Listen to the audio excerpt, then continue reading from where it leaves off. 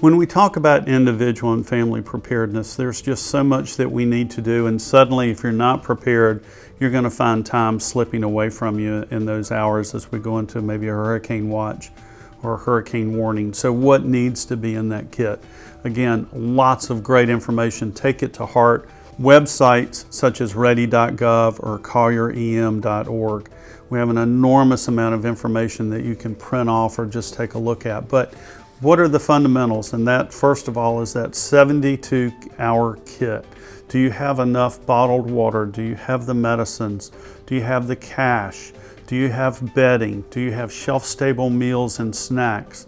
Toys readily available for the kids if you elect to take shelter?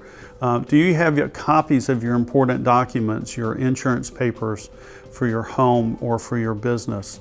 Cash on hand is certainly important to have. And finally, as part of that kit or part of that plan, have you made alternatives or plans to go in the event that you are required to evacuate? Are you going your best choice is to certainly join family or friends or a hotel well inland. Another option might be a shelter.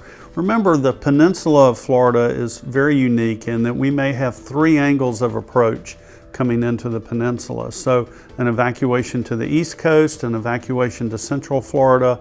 Those may be 2 other directions of travel as we look at this particular hurricane season and ultimately look at what that track or what that angle of approach is going to be on Southwest Florida.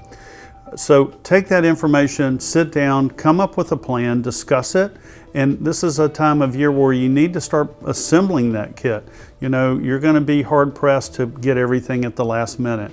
We know that's the case right now for a lot of folks, either financially or in some cases just the fact that things will fly off the store shelves very quickly. So start building that kit. What does that consist of? Maybe 4 gallons of water per person per day, and that's for cooking and consumption. The shelf-stable meals, the battery-operated equipment, the radio, the battery, the flashlight. It's time to start making those things readily available. Don't forget too that this is a great time to kind of walk around your house and say, okay, hey, what do I need to secure? What items do I need to make sure are put away that are going to be impacted by high winds? Whether it's the grill, the lanai furniture, the patio furniture, trash cans, those type of things. Make sure that you're allowing enough time to do that.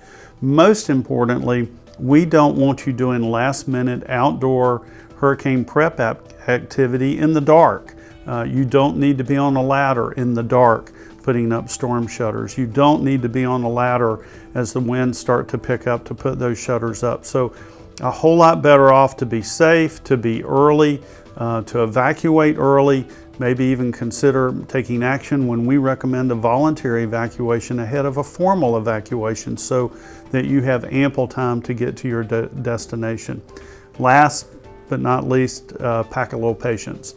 It is going to take time to work through all of this, and again, listening to local information is going to be your best part in your tool along with your other supplies to get through this hurricane season.